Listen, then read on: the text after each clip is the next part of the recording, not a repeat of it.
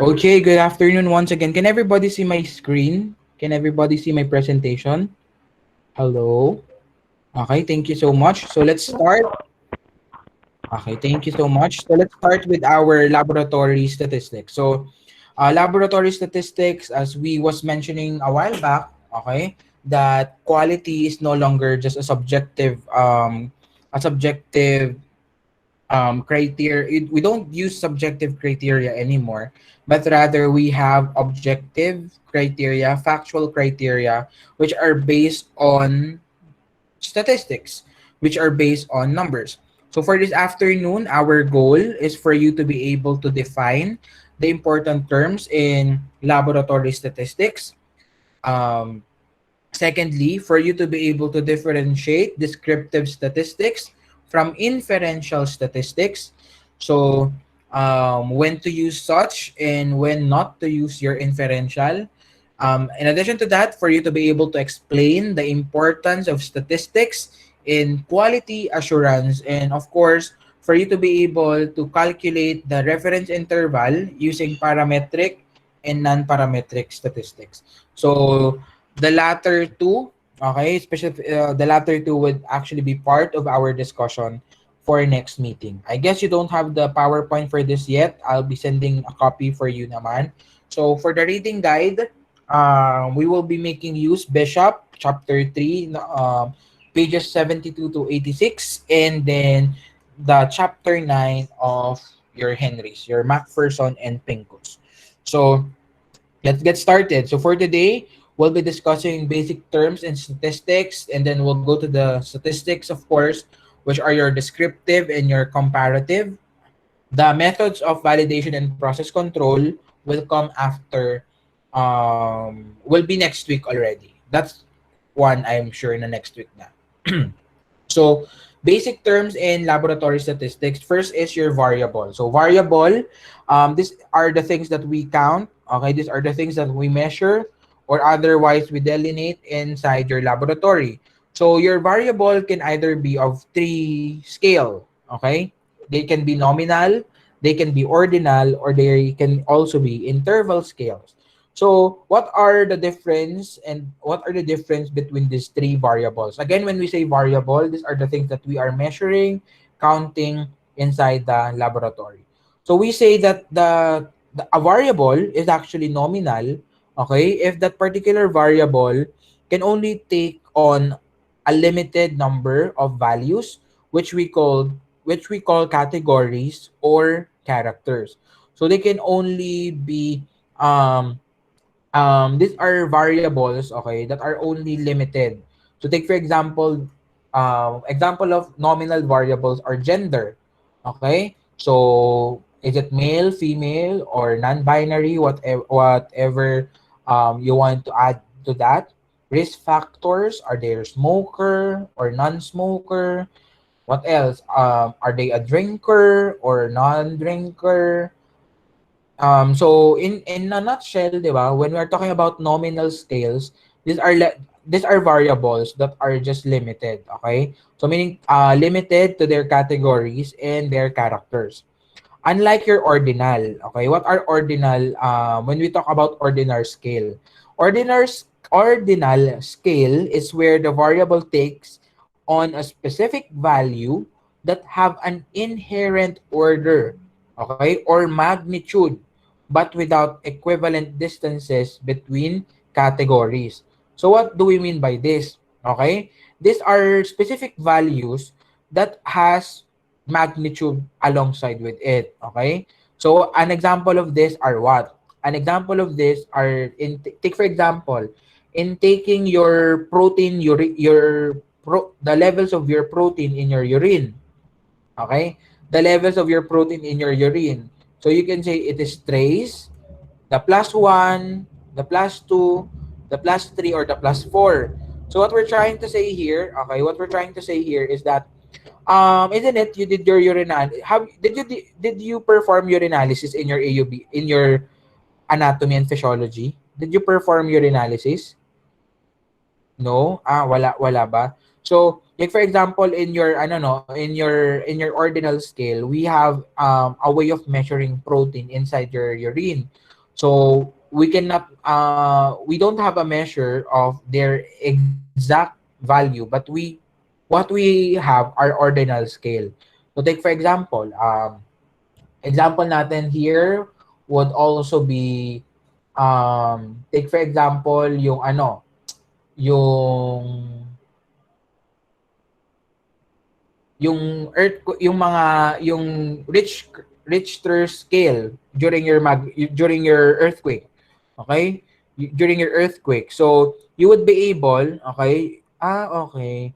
You would be able to have different magnitude. Like for example, magnitude 1 na earthquake up until the highest magnitude. So it would actually be a number. They are specific value and they have an inherent order or magnitude in them. So, pag sinabi natin trace amount, like for example, meaning to say, we're talking about a very small amount. Then, pag plus 1, plus 2, plus 3, plus 4, um, as the order, okay, as the value increases, so goes the magnitude or their equivalences also increases. Okay? On the other hand, we also have your interval scale. So interval scale, this is the more specific now. Okay? So interval scale is where variable takes on value in a quantitative range with defined differences between points. Okay? They have defined differences between points. So like for example, you have a glucose value of 123 milligrams per deciliter. Okay? So, meron ka ding 124 milligrams per deciliter. So, those interval scales, okay, would give us now an actual and a quantitative value of a particular variable. Okay? So, you get that? With regards to variable, we have three: nominal, ordinal, and interval scale. That is the different types of variable.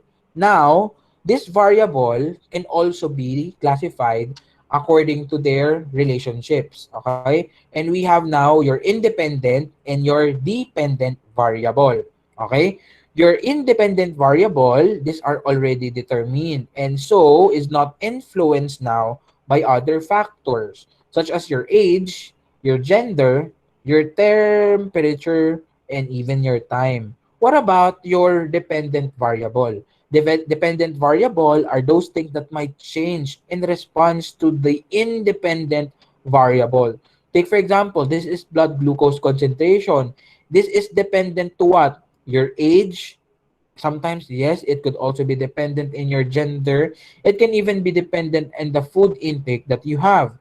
Enzyme activities dependent on your temperature. The presence or absence of malignancy is dependent also into your age, your gender, and other predisposing factors.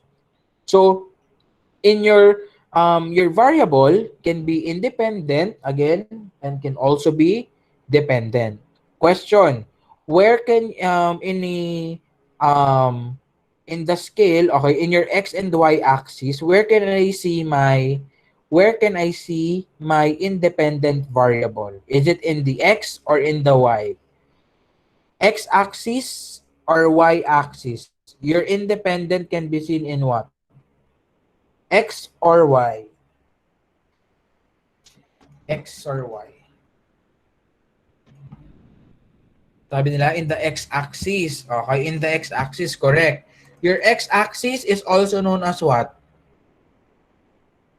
Your x-axis is also known as? Your x-axis is also known as what? Sige nga, who can answer me?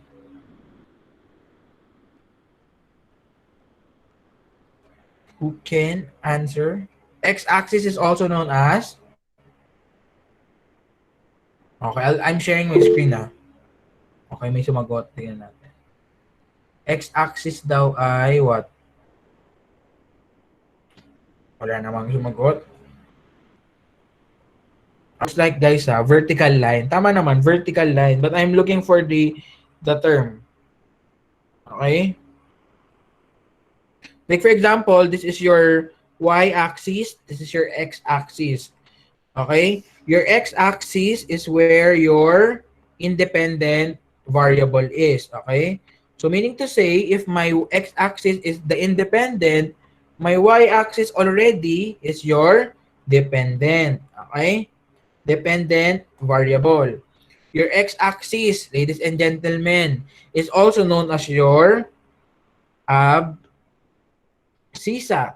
And your y-axis is also known as your ordinate. Okay? Is also known as your ordinate. Okay? These are ordinate. Okay? Ordinate, guys, ha? Ordinate. Wag na, guys, ganito rule natin. I don't want you googling your answers. Okay? I don't want you googling your answers. I want you to answer what you know para alam natin kung ano yung aayusin natin sa mga alam ninyo. Okay? So, sir, paano ko po tatandaan? Paano ko po memorize lagi? Yan. Okay? Always remember of this. Okay? Okay, remember this. If we're talking about independent variable, that is the x-axis, other name is abscissa. I always call it axis. Okay, that is axis. On the other hand, what about your dependent variable? Your dependent variable is seen in what axis? In your y-axis. Your y-axis, also known as your ordinate. So, axis and doi. Okay? Axi and doi. Are we clear? Can I see a raise of hands if we're clear? Hello? Okay, thank you so much. So going back now, okay, going back. So with regards now to the dependent, so now you know that your variable can be dependent or independent. It can be an ordinal. Regarding the scale, it can be nominal, ordinal, or interval. Okay, in addition to that, okay, another thing that I want you guys to also remember is the term Gaussian or normal distribution or parametric statistics. Okay, so Gaussian distribution, it is the spread of data which elements are distributed symmetrically around the mean, with most values close to the center. When we say parametric statistics, this is statistical measure that are calculated based on the assumption that the data points follow a Gaussian distribution. Okay, a Gaussian distribution. So, in a nutshell, what are we trying to say? A normally distributed data looks like this. Okay? And if the data looks like this, you would use parametric statistics. Are we clear?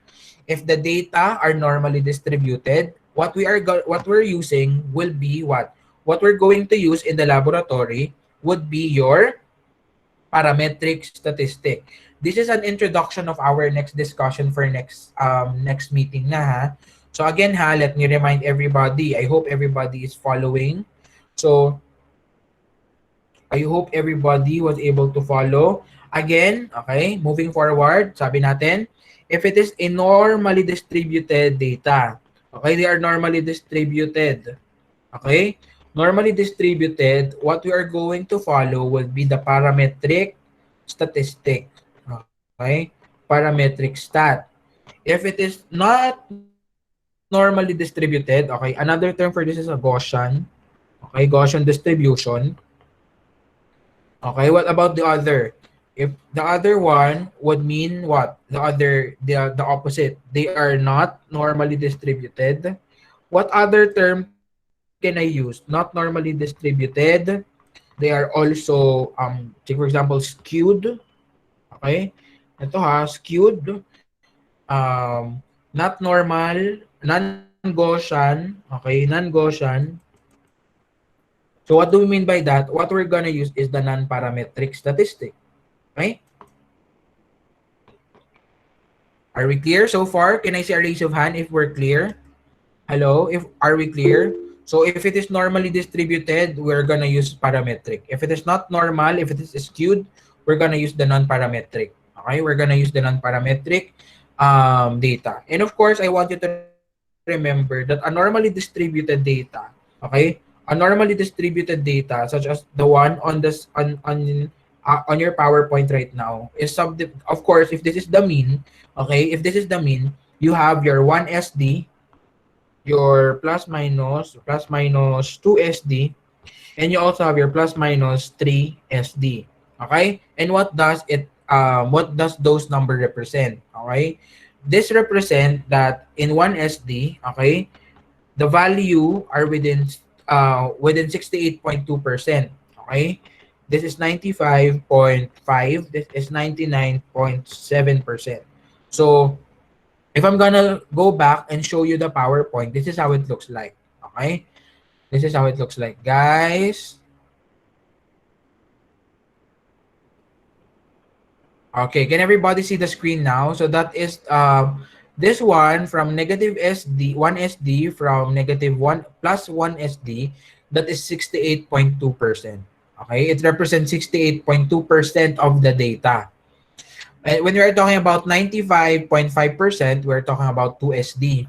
Okay, 2 SD. And if we're talking about 3 SD, that is already 99.7%. Okay, 99.7%.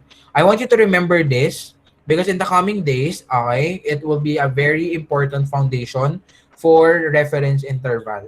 Okay, for the reference interval. But for now, okay, let's continue on our discussion. I don't think I'll be able to finish it already anymore. But moving forward, let's go to descriptive statistics. So this would just be a review. Isn't it you're finished with biostat? Are you finished with ano? You're finished with biostat already, correct? During your epidemiology? Okay. So this would be easier. So can you enumerate what are the three measures of central tendency? What are the three measures of central tendency? Okay, everybody on the chat box. Come on.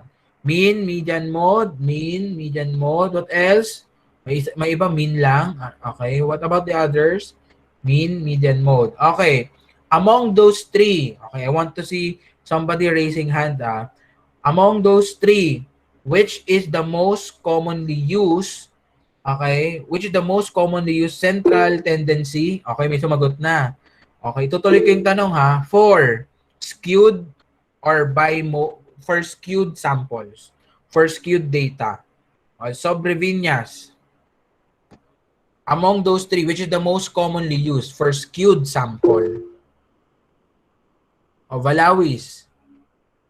Mean po. Mean? Is it mean? Most commonly used for skewed sample, sabi ko. Most commonly used for skewed sample. What is the answer? Is it the mean? Is it the median? Is it the mode? Okay? Sabi nga sa chat box, it is the median. Okay? It is the median. So always wait for that ha. Because if the data are skewed, you use median. Okay? Okay? What about if the data are representing a Gaussian distribution? Sige nga, check natin. If it is a Gaussian distribution, okay?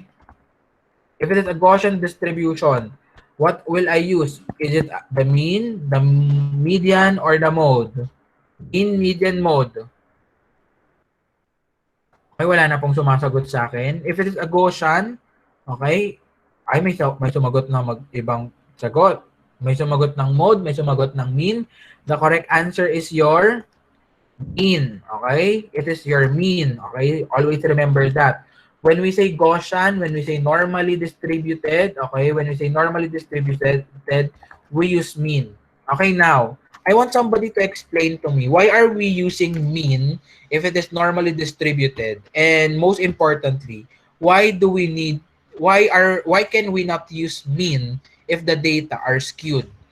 Okay? Anyone? Vicente. Sir, try lang po. Go. Yung Gaussian distribution po is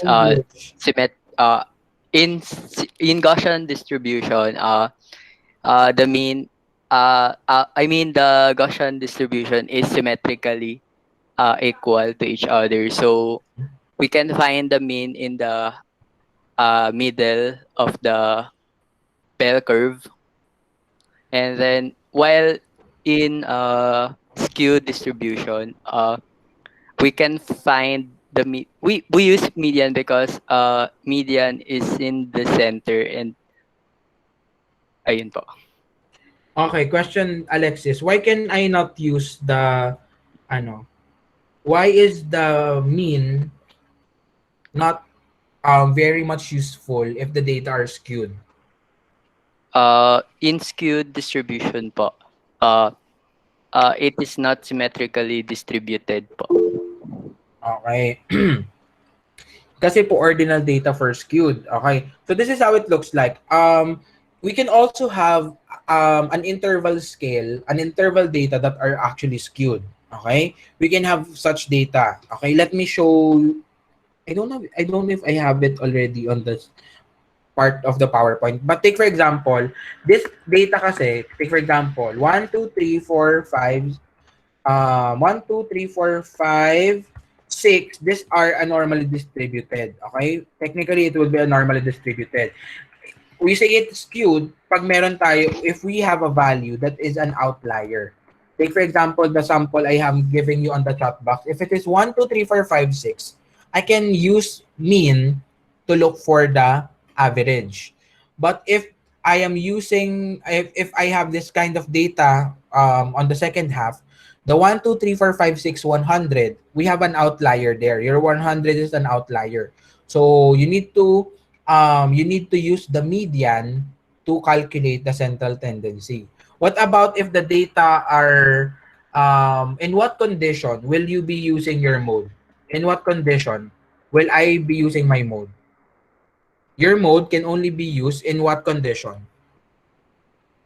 Hello? Your mode can be used in what condition?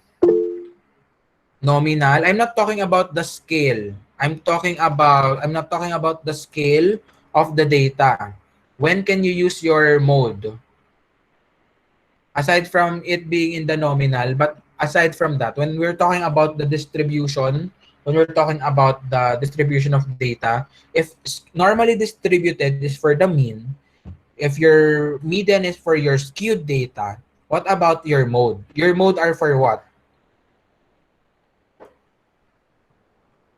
Yes, it is the most frequently occurring. It is the one that has repetition.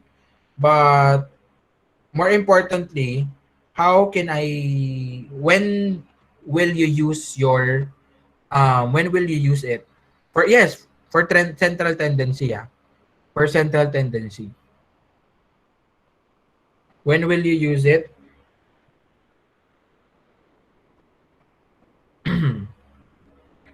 If the data are negatively skewed or even positively skewed, you will still be using median.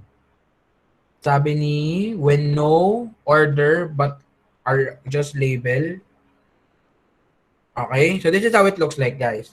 Okay, I am using mean if my data would actually look like this. Okay, so this is a normally distributed. So imagine yun lang in the parallel world. Okay, pantay mag-drawing si Sir Ganding. Okay, so this is for your mean. This is how it looks like. Okay, for your mean. But for your median, okay, whether it is positively or negatively skewed, okay, oops, whether it is positively or negatively skewed, this is how it looks like for your median. So let's have two pictures for that.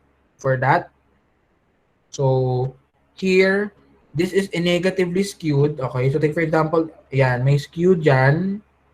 Okay, this is also another skewed. Okay, so whether positive or negatively skewed, you use your median. So when will I use my mode? Wala pa bang sasagot? Okay. If my data has what? If my data has two centers, or what we call your bimodal. Okay? Your bimodal. So meaning to say, you have here and you have here. Are we clear? What we are gonna use there are your mode. Hello? Are we clear? Alexis, take note of this in case lumabas sa quiz show. Okay? So, ayan ha, we have the mean the median, and the mode. Okay? So I guess you know the formula already. I won't be getting into the formula or teaching you how to compute um anymore because you already have that already.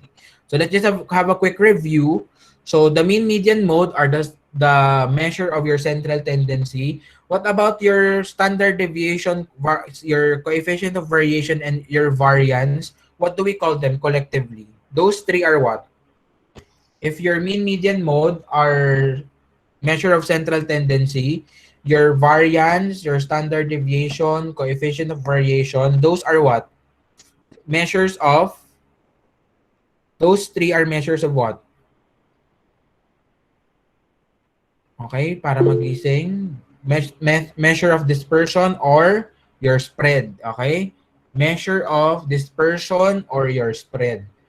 Okay, measure of this dispersion or your spread. So let's go now to your descriptive statistics. So it describes the magnitude of results and how data points differ from one another. So meaning behind the numbers, we have a meaning behind the meaning behind the number. Okay, meaning behind the number.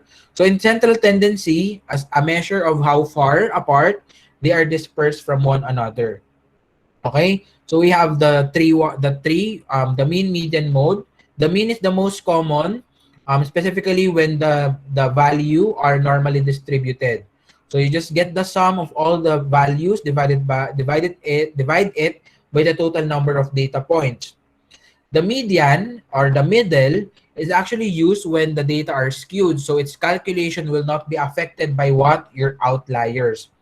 And of course, last but not the least is your mode, which are rarely used. So mode represent the most frequent observation or the most frequently occurring data. So it is used to describe data with two centers or data that are bimodal. Okay? So data that are bimodal. With regards to your, I'll just end on the descriptive. With regards to your measure of spread, we have your range, standard deviation, and your coefficient of variation. Your range is the simplest expression of the spread or distribution, and it is the difference of the highest and the lowest score in a data. Okay? So I hope you remember that. So standard deviation, on the other hand, it is the measure of dispersion of values from the mean. How far is a particular data from a mean? Take for example, our mean is the kilometer zero in Luneta Park. So how far you are from kilometer zero, that is your standard deviation. Okay? So help us describe now the normal curve. So remember, the 1SD, the 2SD, and the 3SD. Let's see your retention. 1SD represent how many percent? 1SD represent how many percent? In the chat box, please. How many percent does the 1SD represent? That is 68.2. Correct. What about 3SD? 3SD. 3 standard deviation. How many percent is 3SD? 3SD, ladies and gentlemen, is 99.7. 99.7. What about 2SD? 2SD, 2SD. Come on. What about 2SD? That is 95.5%. Among those 3SD, 1SD, 2SD, 3SD, which is the most commonly used inside the laboratory? Okay, sige nga. What is the most commonly used inside the laboratory? Is it the 1SD, the 2SD, or the 3SD? You have three options. 1, 2, 3. Anyone in the chat box?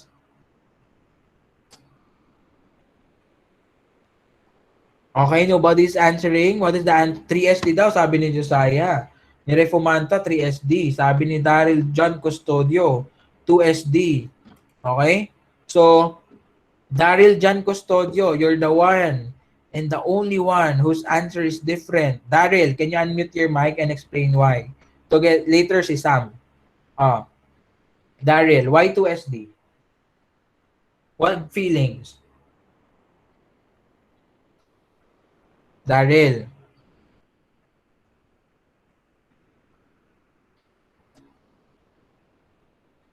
Hello? Sorry, sir, my laptop.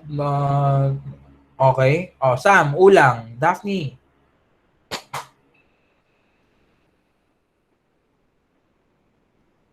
Sam, ulang. Why 2SD?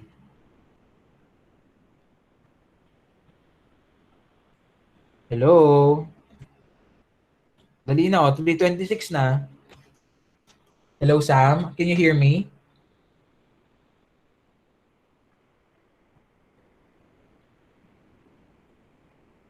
Okay, in my guess, because monthly, they use it in nursing.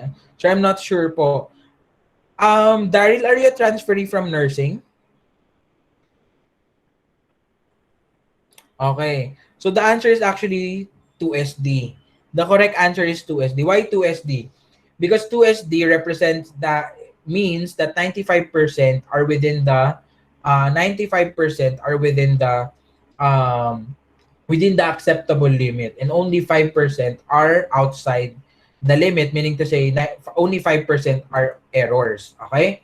So why is 2SD important? Because this is the most commonly used in the laboratory. Okay? In the laboratory, we're always using 2SD. I'll explain that to you next meeting, guys, when we discuss about reference interval and even confidence interval, and how are we computing for your reference intervals. Okay? How are we computing for your reference interval? But as of today, 2SD, ha? Okay? Always remember that 2SD is the most important. So I'll go back to the SD in a short while. So, yeah, this is the formula for your standard deviation, formula for your coefficient of variation. So you will be having an activity on your laboratory, hopefully this week, about the laboratory statistics already. So variance, okay, is similar to your standard deviation. It's just that your variance is squared. So your variance is the measure of your variability. Okay, variance is the measure of your variability, and your standard deviation index, okay, your standard deviation index is the difference between the value of data point and the mean value divided by the group's standard deviation. So always remember that the ideal reference limit is always your plus minus 2 standard deviation. So before we end talking about standard deviation is inversely proportional. Please write this down. Your standard deviation is inversely proportional to your precision. Again, standard deviation is inversely proportional to your precision. Meaning to say, the higher your standard deviation, the more imprecise a data sets are. If they are if their standard deviation is lower, the higher the precision. Are we clear? Can I see a raise of hand if we're clear about the relationship between standard deviation and your precision? Okay? So when we are talking about the relationship, they are inversely proportional. But if people would ask you, what is the index of precision? Makikisulat because it's not on the PowerPoint. Please write this down. Thus, the index of precision is your coefficient of variation. Your CV is the index of precision. Again, index of precision is your coefficient of variation. So to end our discussion now, in the laboratory, we are commonly used is your 2SD. Okay, lagi ngang when we were in my a review before, okay, they would always say that you would always choose the 2SD. Why? Because if you always choose 1SD, it's like having no standard at all. Why? Because you are allowing 40% error inside your laboratory. Okay? You are allowing 40% error inside the laboratory. Sir, why did you say 40? Isn't it that around that number, 30 to 40%? Why? Because you're allowing 68% only to be acceptable. Are you getting the point? And the 3SD, sir, di ba, in your discussion last time, you said that it's important to have 100% quality. Yes, that's true, but it's actually quite impossible.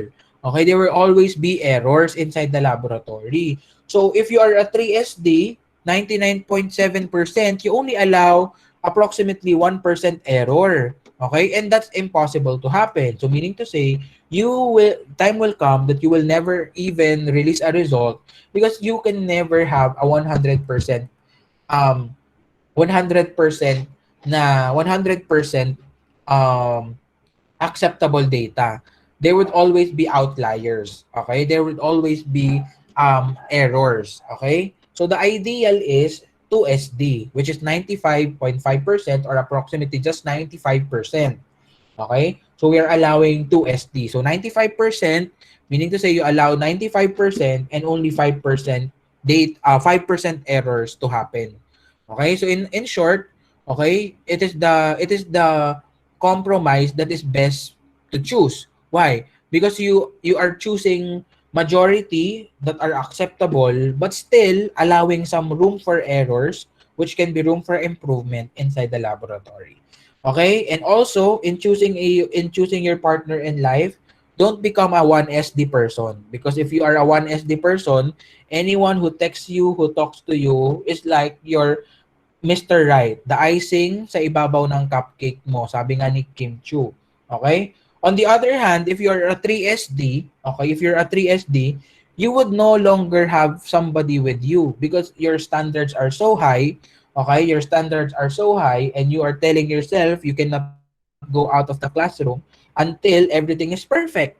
Okay? Until everything is perfect. But if you are a 2SD, you should be a 2SD person where you would look for 95% acceptable and only 5% margin of error because at the end of the day nobody's perfect nobody's perfect, and even in the laboratory, yes, we always advocate for an error free one, but at the end of the day there will always be errors and the acceptable one would be just the 5%. So with that, okay, we'll be continuing our discussion next week. So again, thank you so much for listening.